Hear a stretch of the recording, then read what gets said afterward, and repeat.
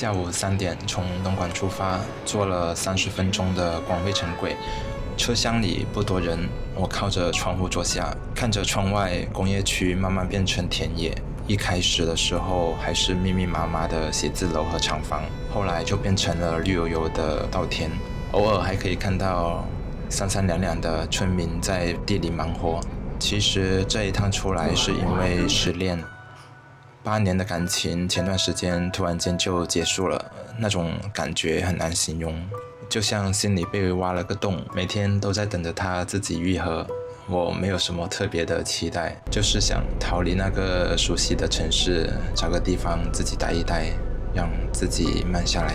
到了惠州西湖东站才下午2点30分左右，出站之后走了5分钟，西湖就在眼前了。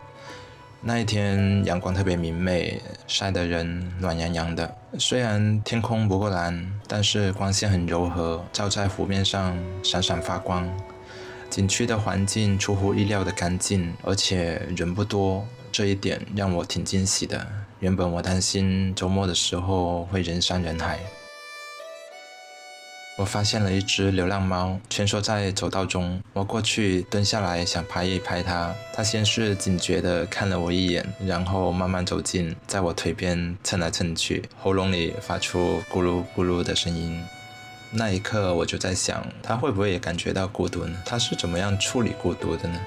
我们蹲在那许久，我给他一直拍照，可是突然间一个小男孩跑了过来，看到猫的时候，可能他也觉得兴奋，但是可能还小吧，不知道怎么跟小动物相处，伸手去抓，还凶凶地叫了一声。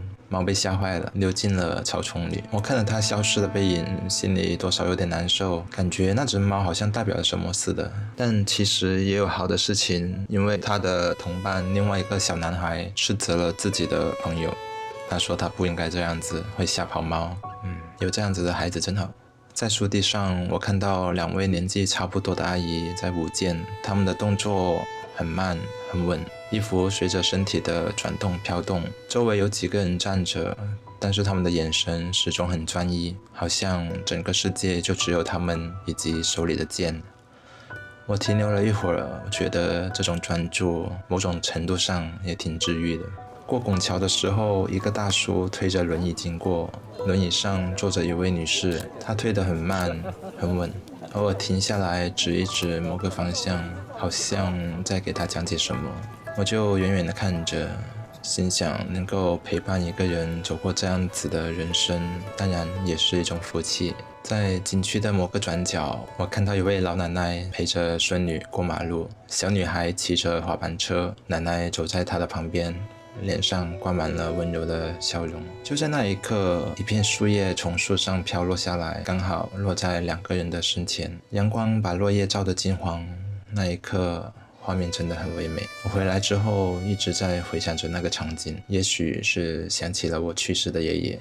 我把树地、九曲桥、风烛园都走了遍，树地两旁种满了大树，走在里面有一种被绿色包围的感觉，湖水在一侧不停地拍打着岸边，九曲桥的每个转角都有不同的风景。我在桥上停留了许久，看着湖里的船缓缓划过，水面上泛起的涟漪一圈圈扩散。风烛园的空气特别清新，可以听见鸟叫声、风吹树叶声。有那么1-2个瞬间，我就想静静地坐在那里，什么都不去想。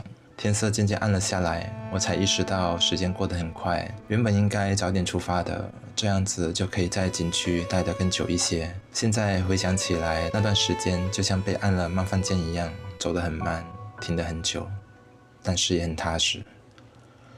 回去的时候出了些问题，我低估了自己的路痴程度。轻轨站明明就在5分钟的路程，我硬是绕了好几圈才找到。一个人在陌生的地方走来走去，问了个学生哥，他也不确定方向，以至于我也怀疑起了我的感觉。我走了另外一个方向，后面证实我走错了。当时有点着急，怕赶不上车，但好在最后还是顺利上车了。晚上8点左右坐上了回程的车，整个人都有点累了。这一趟出来说不上有什么宏大的感悟，但就是一个人走走停停的时候，心里那一股堵着的感觉慢慢散开了。虽然回到家之后又会回到不太好的状态中，但还是有在变好的吧。期待下一次的旅程，期待自己可以慢慢走出来。